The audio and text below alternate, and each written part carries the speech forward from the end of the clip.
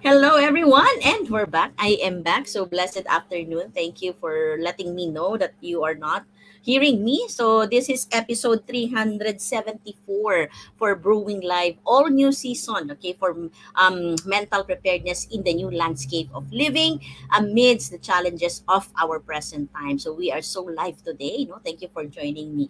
And Brewing Live is a community service of Decaf Coffee Republic, the home of certified CACC live coaches here in the Philippines. And we are now brewing Wellness Connection, and we are doing Radical Healing series for this month of July. And today's live streaming is dubbed as Confront Your Fears. Ayan. So para po sa may mga kakilala na was having fears, so this is the best time for you to invite them, tag them in the chat box, share this into your timeline so that we can help more people to confront their fears. And maybe um, you are having a fear right now. So this live streaming is in partnership with Life Coach Philippines, and our heart here as Game Changers is to grow mental fitness in your space and help nurture holistic health for you and the people that matters to you. So shout out to all our kindred coaches and our coaching community for serving in this corner of the digital space and advancing life coaching ethically and authentically.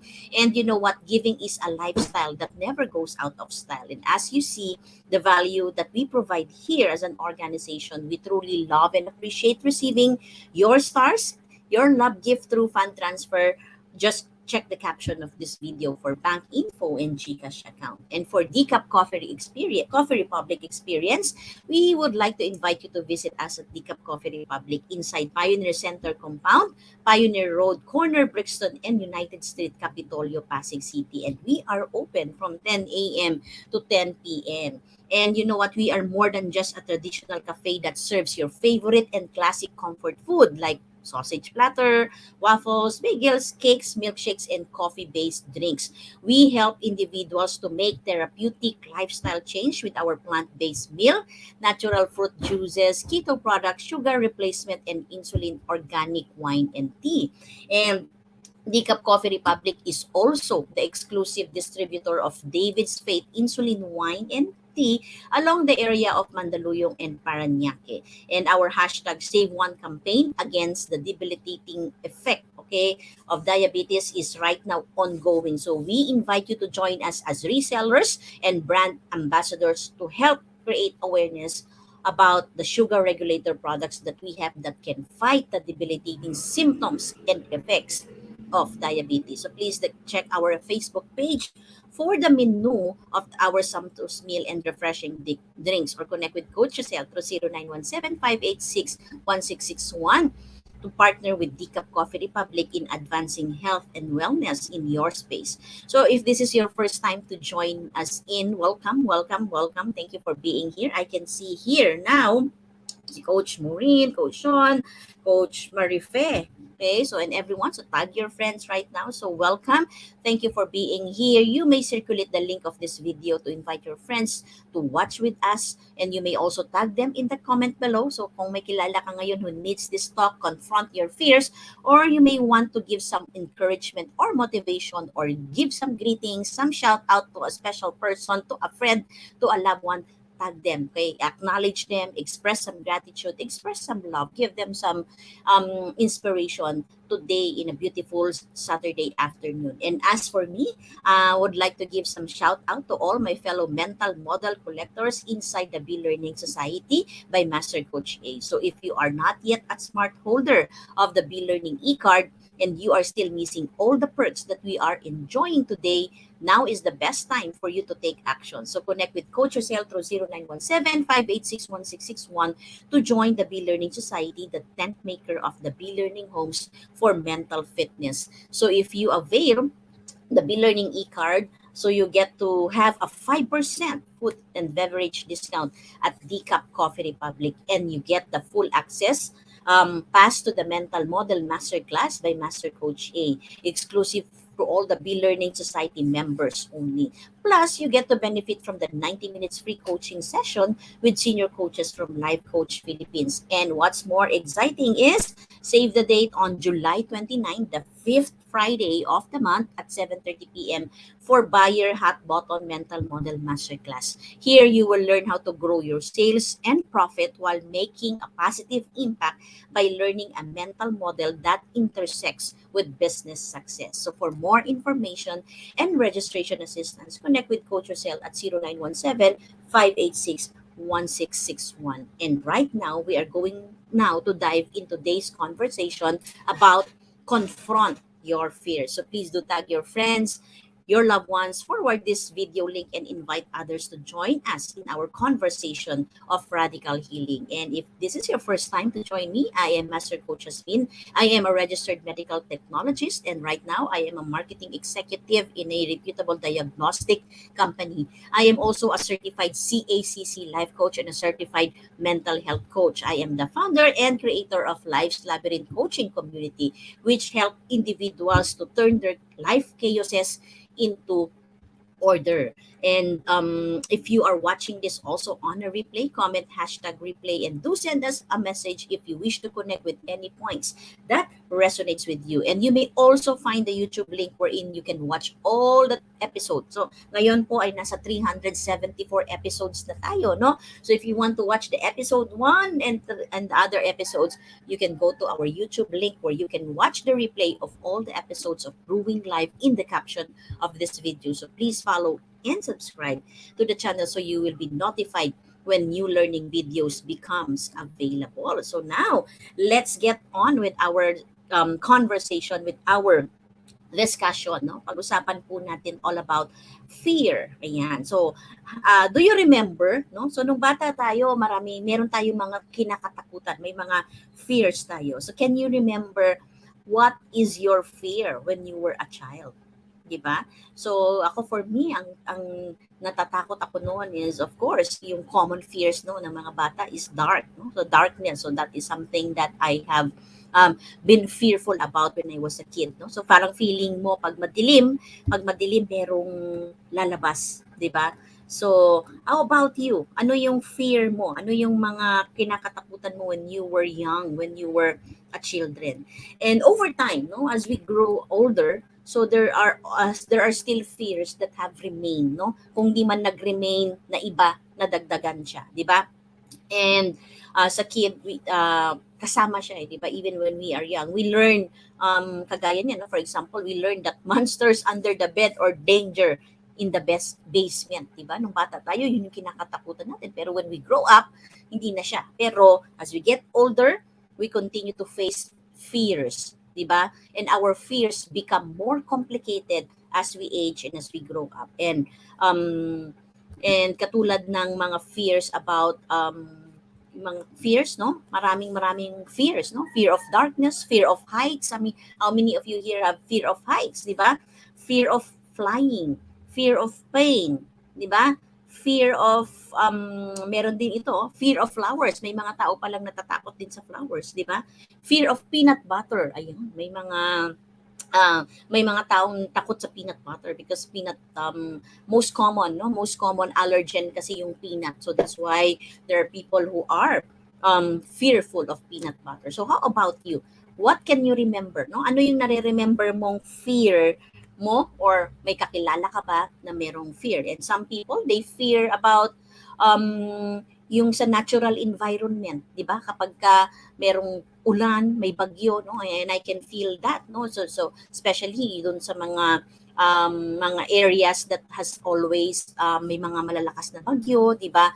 So meron na sila na-develop yung fear na yun. And me, when I work in the hospital, no? So at Philippine Heart Center, there are people na takot sila sa injection, 'di ba? So when I was in the blood bank, no, so every day I would collect blood, no, from people, and you know what, hindi mo pa minsan natutusok, nagko-collapse na sila, nagfe-faint na sila, 'di ba? Because of so much fear doon sa needle, doon sa injection, 'di ba? So may mga ganoong mga fears po, 'di ba? So there's a lot of fears, and in life we will always encounter fear. So that's why our conversation for today is we need to understand on how we can confront those fears. Paano ba natin i-confront yung mga fears na yun? And based on research, okay, a considerable amount of research has found that confronting your fears is highly effective way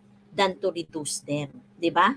We cannot always get avoid, no, yung fears natin, hindi natin pwedeng parating na lang natin siyang iniiwasan, 'di ba? Because it limits our life as well. So the best thing, sabi ng research, is that for you to confront that, rather reducing your exposure to those kind of fear. Diba? For example, if you are afraid of heights, so going to high but safe place, okay, and staying there until your anxiety subsides teaches the body and mind not to be afraid. So sometimes we just have to take some action. Sometimes we just have to really confront them para mawala siya. And that's how the brain works, di ba? The more exposure that you give to your fears, nag-a-adjust din siya, no? The body and the mind adjust, and eventually you will not feel afraid.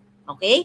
So confronting chronic anxieties can be a bit complex, but still that can be very, very helpful if you, okay, if you confront your fears. Before, I am so fearful of doing Facebook Live, kagaya po ngayon, ng ganito, no? So, but when pandemic came, there's no other way and there's no other means of communicating to people. There's no other means of reaching out to people and helping people but to do Facebook Live. And you know what? I have overcome that. I confronted that fear and I have overcome that. And now here I am, okay, more than 2 years now, doing Facebook Live, and I am here, no? So, nakakatakot pa din, no? Kagaya kanina, di ba, no? Wala pala akong mic, nakamute pala ako, di ba? But it's not that fearful anymore. But, and you become more comfortable with it. So the very fear that you fear before, as you confront it, it becomes something comfortable, di ba? So, how about you, no? So, ano yung mga fears mo before that you have now confronted?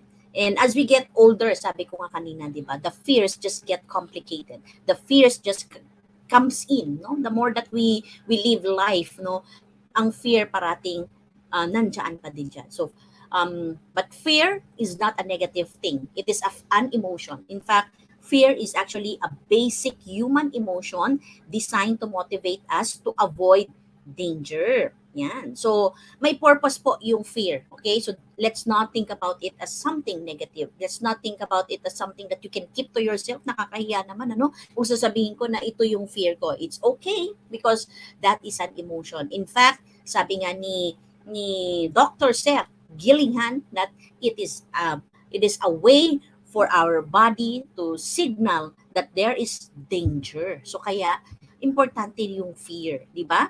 And it is a basic human emotion designed, okay, to avoid us danger.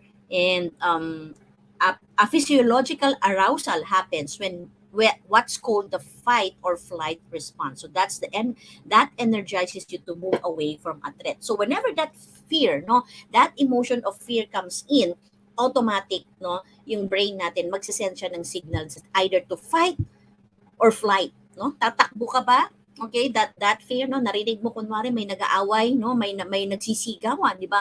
What are you going to do? Are you going to flight, no? Tatakbo ka ba? Or are you going to respond or fight that situation, di ba?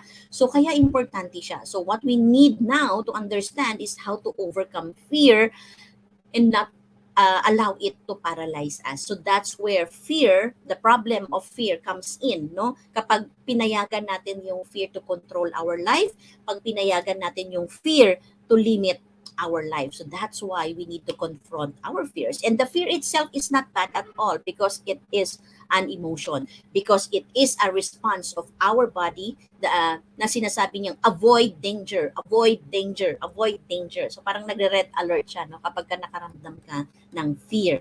Okay? Fear signals that there is danger, and this is a universal emotion experienced all over the world. So don't feel bad that you are fearful. Don't feel bad about it because it is being experienced by a lot of people. And when pandemic came, a lot of people become fearful na mahahawahan sila, 'di ba? So this week, no, just like this week, there's still that fear, no, that came into me kahit na nagkaroon na ako ng COVID early part this year. But when the news broke that a colleague got positive, got tested positive, di ba? So medyo nag-kick in pa rin yung fear, di ba? But how do you confront that fear? So immediately I got myself tested, no, so and it's negative, pero meron at meron pa din fear na lalabas. Kasi kung hindi ko naramdaman yung fear, I might not have get myself tested, 'di ba? And look, kasi yung fear ko doon is yung makakahawa ka, 'di ba? Yes, pwede you have overcome it, 'di ba? But the fear of to infect other people, 'di ba? And especially kung may yung mga tao is may comorbidity, 'di ba? So you get yourself tested. So yun yung naging response ko on that fear, 'di ba? So we need to confront our fears. Okay? So, how do we do that? Okay? Paano natin gagawin yung pag-confront ng fears? At another million-dollar question is, should all fears be faced? Kailangan ba natin, coach, talagang harapin natin lahat ng fears? Okay? You need to feel that you are ready to make that decision. So, the answer to that is you have to feel, okay, that you are ready to make that decision to confront your fear, to decide to face your fear, sabi ni Dr. Gillihan, okay? If you happen to fear something you can generally avoid, like yung a giant tarantula, di ba? Familiar ba kayo doon? Ang giant tarantula is yung spider, tama ba? Tama po ba? 'Di ba? You may not feel a strong urge to face your fear, 'di ba? Kapag yung fear mo is to face a giant tarantula, you may not feel that urge to face that. And that's okay, no? Okay lang 'yun. Kung hindi ka pa ready, kung hindi ka handa, no, to really face that fear, it's okay. It's always a cost benefit analysis. You ask yourself, what would it cost me to face this fear? What would be the benefit of if I cause this fear? What will be the worst thing that can happen if I face this fear, or if I did not face this fear? Okay, the question is, okay, that you can ask yourself is, how much is this fear interfering in my life? So that's the answer to the question. Kailangan ko ba, coach, i-confront lahat ng fear? Okay, think of whatever it is that you are fearful right now and ask yourself how much this fear is interfering with my life. So when you are afraid of something, you can't easily avoid it, di ba? So if you're afraid of heights, if you are afraid of elevator, okay, or if avoiding your fear puts you at risk, there are clear benefits of facing the fear and not facing fear. So always think about, okay, how much is this fear interfering and affecting my life? So it's always up to the person whether they want to face that fear or not. But be honest with yourself, okay? Fear tends to grow when we avoid it, okay? Take note of this. Fear tends to grow when we avoid it. So make a decision, no? So decide ka, no? So how much that fear is interfering, and then you will know, okay, kailangan ko bang i-confront siya or hindi. And always remember, when you try to avoid it, the more that it grows, the more that it becomes a bigger fear into your life. So how do you face fear? How do you confront fear? If you have decided that you wanted to confront the fear that you have right now, number one is you need to stop judging yourself. Judging yourself negatively for being afraid of something is not going to help you face that fear. Okay? So rather than thinking of being afraid or being fearful is a good or bad, consider it, no, as an information of your body na may sinasabi siya that there is a danger. Red alert, red alert, red alert, diba? So probably there is a danger. Kaya mo siya na feel, no? So don't judge yourself na matatakutin ka, diba? Don't judge yourself na parang mali itong nararamdaman ko that I am fearful. Di ba? Dapat matapang ako. Dapat hindi ako natatakot. Di ba? So stop judging yourself and look at it as something that it is a signal that there might be a possible danger. Okay? Okay? Then assess what value that information has and what to do about it.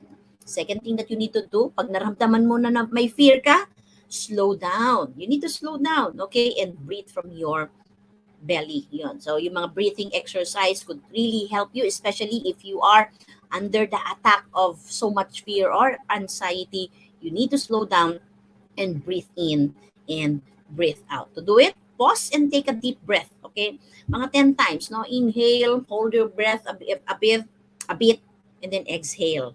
Diba? Do it slowly until your body becomes calmer. Pag nagkalma na siya, then look at the situation. Why am I fearful? Why do I feel this way? Look at it, no, on a bigger picture. But first, you need to calm down. Okay? Don't rush your breath. If you try and breathe from high up in your chest, it's not going to be effective. So kailangan slow and steady, deep belly breath. So you can even put your hands on your belly and watch it go up and down. So that's the first thing that you need to do when you become fearful and it's becoming hard for you to breathe. Okay?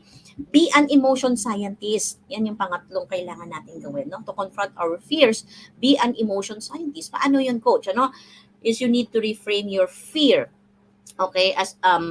Okay, we need to reframe fear is to try and be the emotion scientist. Okay? Pag naramdaman mo yung fear, put yourself into a situation in your thinking na I am an emotion scientist. Listen and be curious about what's driving you to be afraid of something rather than shutting down or ignoring it. Again, as I mentioned kanina, di ba? Ang fear is an emotion and suppressing it, shutting it down, ignoring it will not help. You have to acknowledge that emotion, di ba? Okay, I am fearful right now.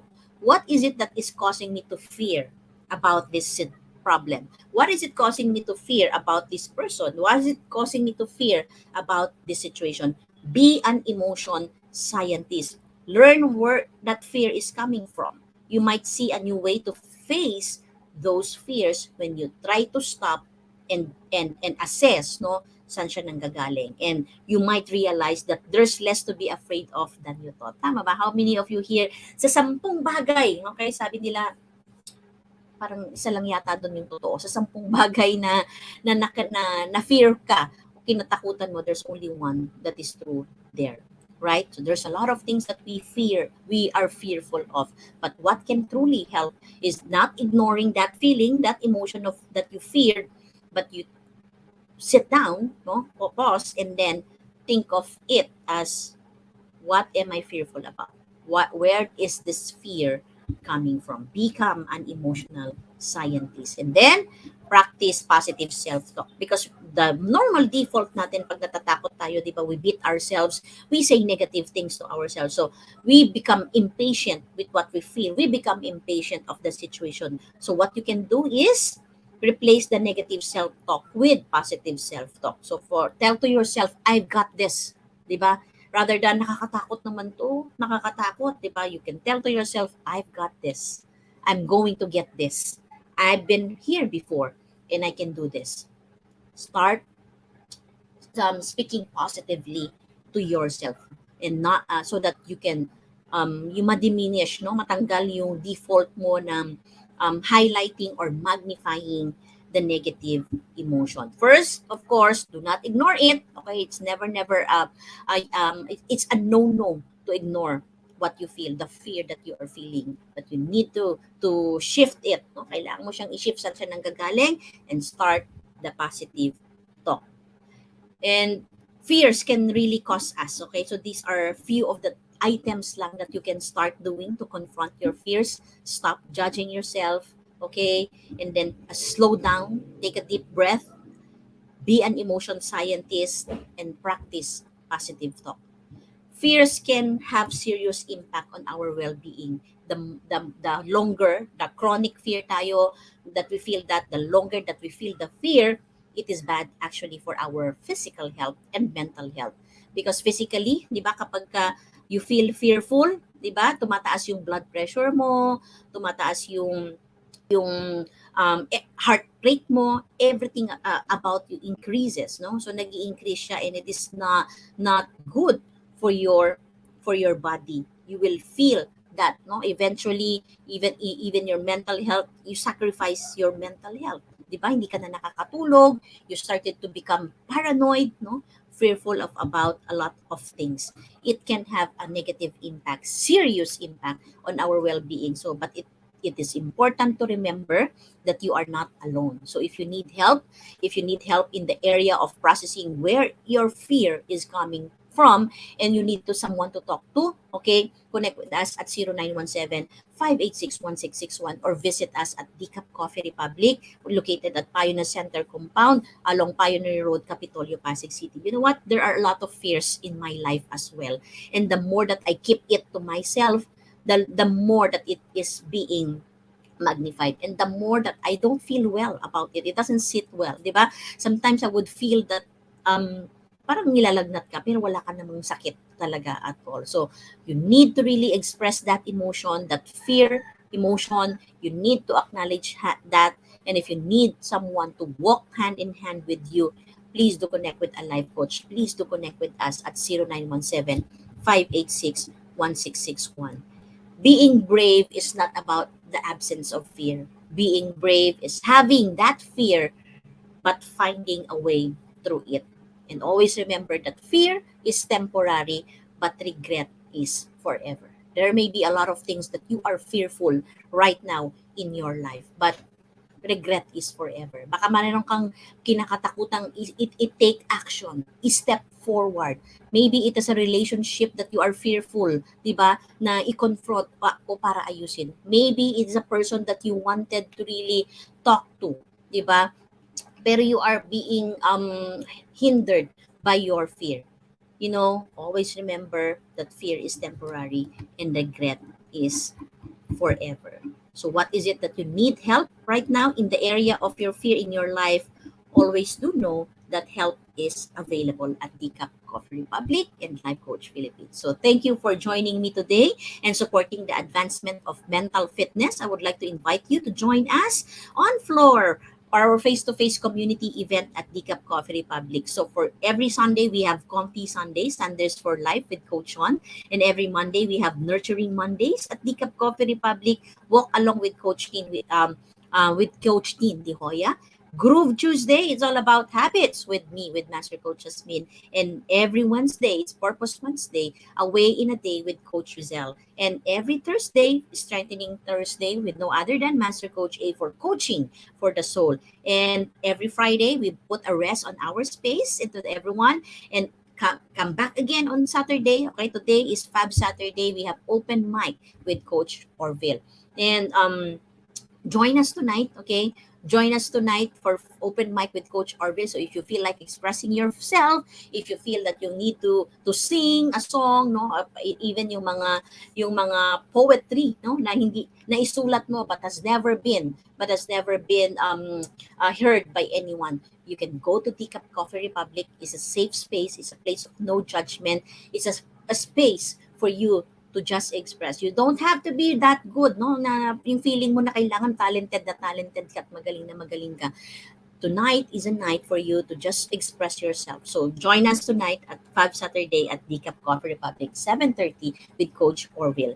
So if you are interested as well to become a service provider, either as a life coach or a mental health coach, like us, connect with Coach Rezzhel through 0917-586-1661 to know more about co-actively co-create Life Coach Certification Program by Master Coach A.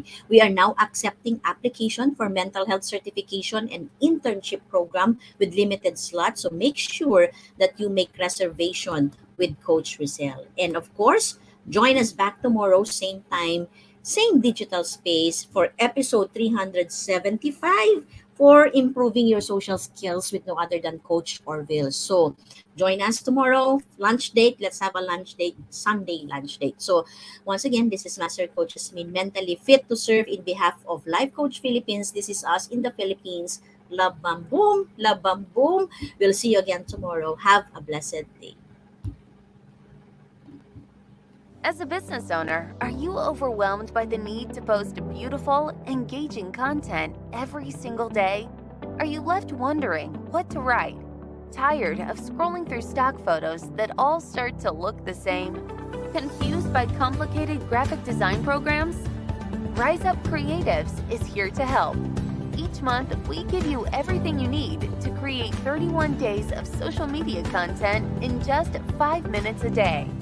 Customizable captions, curated lifestyle photos, a drag and drop graphic design tool, and the ability to post directly to your social media accounts.